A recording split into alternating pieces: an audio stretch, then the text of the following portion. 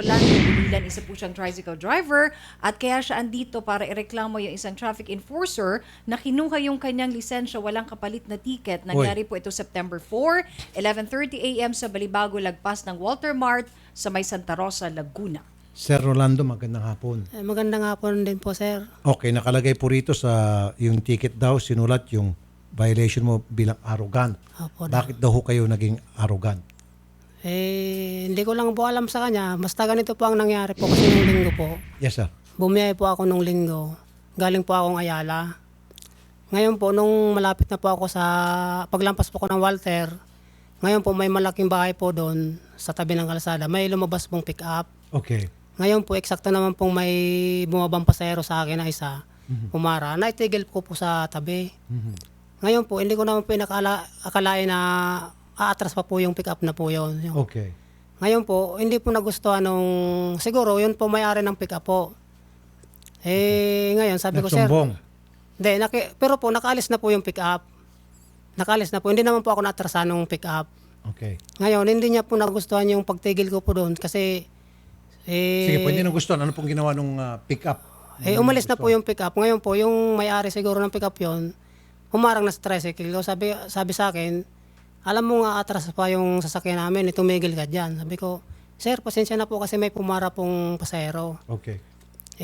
Hindi ko naman po alam na So in atras short pa po po, yun. nagsumbong itong may-ari ng pick up sa traffic enforcer. Opo. Kaya pinatikitan kayo. Hindi po. Tumawag po muna siya ng enforcer. Pagdating po nung enforcer, iniingi po yung lisensya ko po. Sabi ko, sir, bakit po? Wala naman po ako nabanggang sasakyan. Sige po, okay na po yan. Mr. Rocky Reyes, City Traffic Management Office, Santa Rosa, Laguna. Magandang hapon po, Sir Rocky. Opo. Tinikita niyo po siya, si Opo. Mr. Rolando, base po sa sumbong ng isang Opo, ma'am. may-ari ng Opo, pick-up. sir. Opo, sir. Tatanungin ko na lang po kayo, kasi alam ko po, Opo, sir. matalino kayo, sir. Opo. Ano po yung dahilan, bakit niyo po tinikitan? Ayun nga po yung complaint ng pagkakaano niya dyan sa ano. Tinikita ko po siya ng reckless. Saka po, arrogant. Reckless. Kaya nga sabi ko Opo, sa inyo, sir. sir, matalino ka eh. Reckless. Okay, paano po naging reckless yung pong tricycle na huminto po sa tapat ng pick-up at si pick-up nagsumbong sa inyo? Ano pong reckless Sir. doon? Yung minister po namin, nasa harap po ng tricycle niya. Pinisto po siya. Hindi, kaya nga sir reckless po. Di ba matalino ka? Paki-define sir, po ng ganun nga reckless. Bakit po reckless ang naging violation niya? Sir, maraming klase po ang reckless, sir. Kaya nga po, bakit siya naging reckless?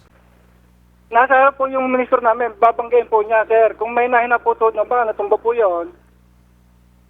Ano po? Babanggain niya. Opo, sir. Sir, kotse, pick-up versus tricycle, hindi pwede ang tricycle babangga sa pick-up. Yung pick-up po babangga sa tricycle dahil maliit po si tricycle. Pwede maging reckless si truck. But anyway, sandali lang. Mamaya na, babalikan natin yan. Now, nakita mo ba yung violation? Nakita mo ba na naging reckless si Mr. Rolando Bulilan? Nakita mo ba siya naging pasuray-suray? Nakita mo ba na muntik na niya masagi ito pong pick-up? Wala po ako na sa pangyayari niya. Pero yung Okay. kwento po ng minister namin, dapat po namin paniwalaan yun. Ano, sir? Yun po ang kwento ng minister namin eh. Okay. So, kung lahat ng tao sa Santa Rosa, Laguna pupunta sa'yo at magsusumbong sa'yo at magtuturo sila kung sino-sino mga motorista dyan na sabihin nila yan reckless, sulat ka na ng sulat kasi naniniwala ka sa lahat ng sasabihin sa'yo.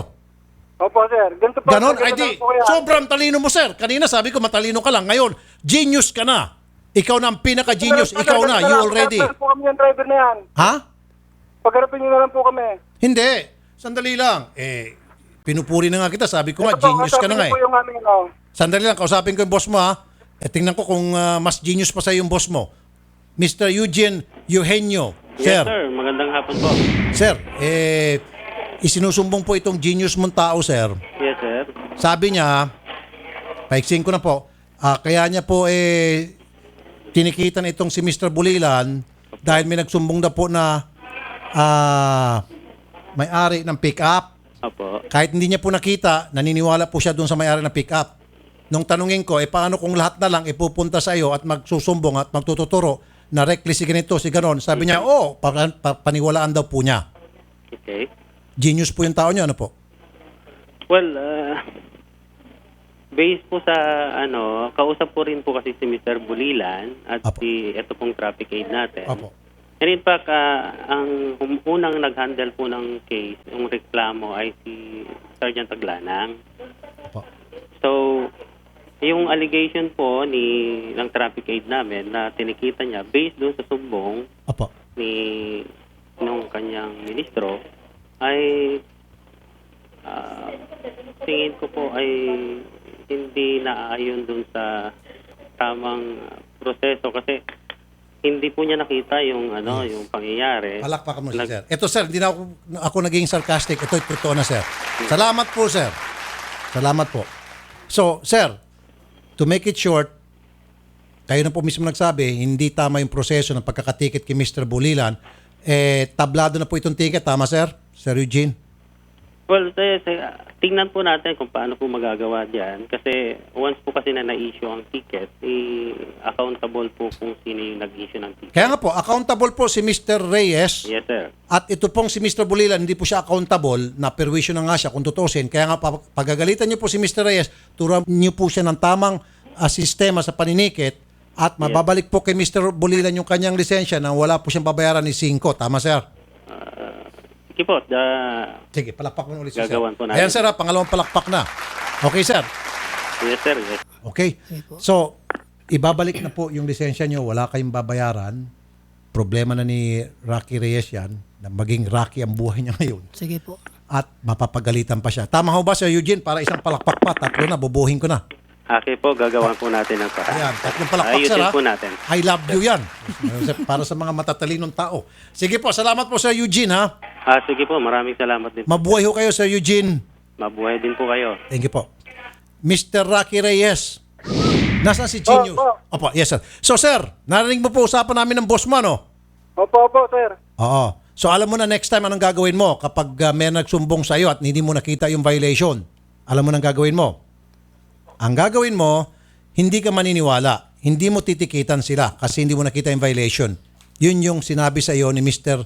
Eugenio, yung pinag-usapan namin. Naintindihan mo po, Mr. Reyes? Diyan ko po. Okay, very good. So, kanina, super genius ka. Babawiin ko na yon. Kawawa naman yung mga tunay na super genius, mga scientist natin. Ang sasabihin ko lang sa iyo, super ob-ob ka. Okay na. Bawi ka na, sir. Ob-ob siya. Saka po sir, sinuntok niya pa po ako sa tiyan. Ay, sinuntok. Ay, bobo, gago, tarantad. Nagbaba na. Biglang naman natakot na sinabi sinuntok.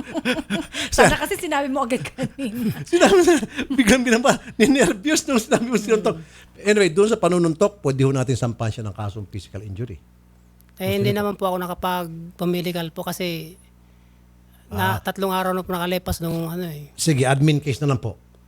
Para pwede siyang parusahan, maleksyonan ng kanyang boss. Kasi yung boss niya po, sumasang-ayon sa inyo. Sige po. Naniniwala po sa inyo. Okay, sir?